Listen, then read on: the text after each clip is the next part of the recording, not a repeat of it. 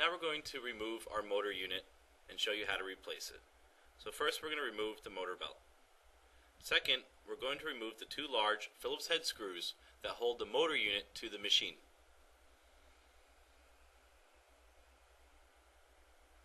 Now once you remove the second screw, the motor unit's going to fall against the table, so support it a little bit.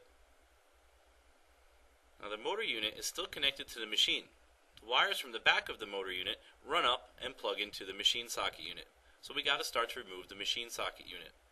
The screw on the left just loosened, and the screw on the right needs to be removed completely.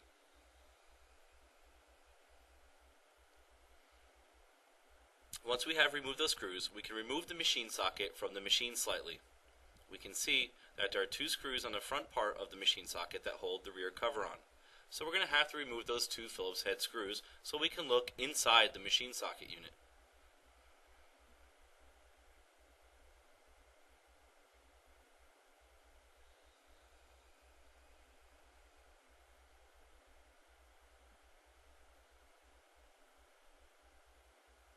And we're going to take those screws and we'll take the cover and we'll try to keep them all together. Now we can see in the back that there's lots of wires going into there. We have for our lamp, the power, and the motor itself. They're all held in by little nuts. We can use a 5.5 nut driver to take these out. However, we still don't have that much slack right now. So what we can do is we'll put the motor back in a little bit, and inside the machine you can see that the wires go around a guide. So just take your finger in there, move it out, so we get a little bit extra slack here. Now, we only want to remove the motor plugs, so follow the wires coming from your motor unit and follow and see where they plug into there. And you're going to use your nut driver and remove the nuts that hold the wires down on their connectors.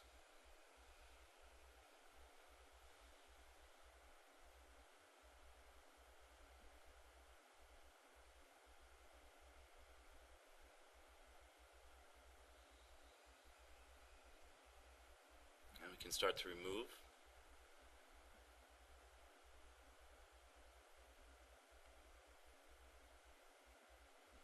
And we'll start to try to get. Sometimes it gets a little bit of a jumbled mess with all the wires, but we'll be careful with it, and we'll slip it gently out of the machine, and our motor unit is now removed.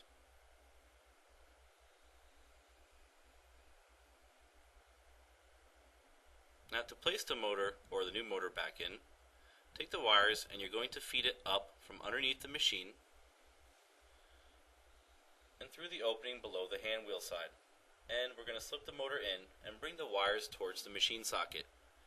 Now, if you forget where they plug into, the machine socket actually has little letters on the inside. M will stand for motor, and L will hopefully stand for light.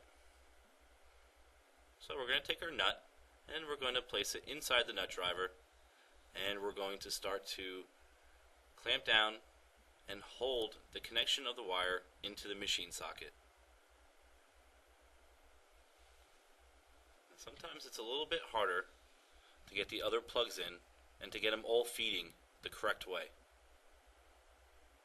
We'll try our best to line it up so it can stay within the machine socket without keep on falling out.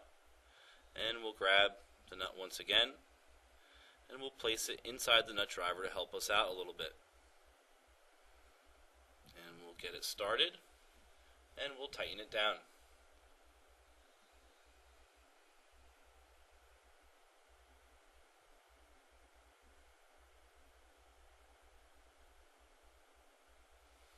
Now that we got them both tightened back in, we're going to take the white machine socket unit and place it back within the black bracket.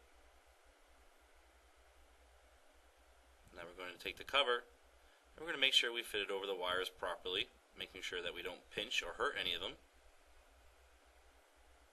And we're going to hold the cover towards the machine socket on the bracket while trying to put the Phillips head screw back in.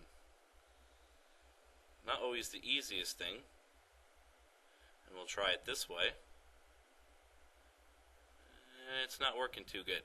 So what we're going to do is we'll take the screw and we'll feed it through the machine socket first and the bracket and get that started through there.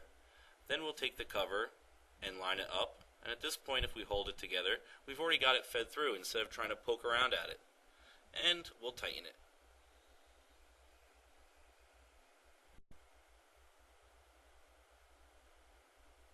Now the second screw should be a little bit easier since we already lined up the one side, but we'll still have to make a little alignment here. Here we go, and we'll get it started, and we'll screw it all the way in.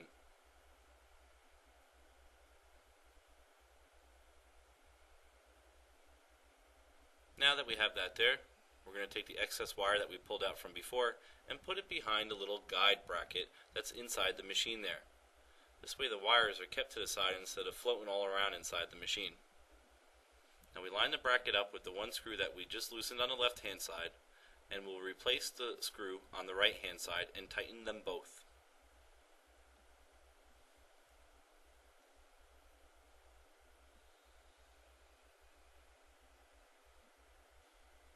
Now we're ready to reattach the motor. So we're going to take the two large Phillips head screws, and we're going to get the screw started. Notice that we're not going to tighten the screws all the way, at least not yet. We'll get the second one in there, and you can see that the screws are not tightened and that the motor is still loose, because I'm going to slip the belt around the pulley of the motor, slip it up on the hand wheel, and get it into place. At this point you see we have lots of slack, which is not good. So if I push down on the motor, it eats up the slack. Now we want to have a good deflection on the motor belt.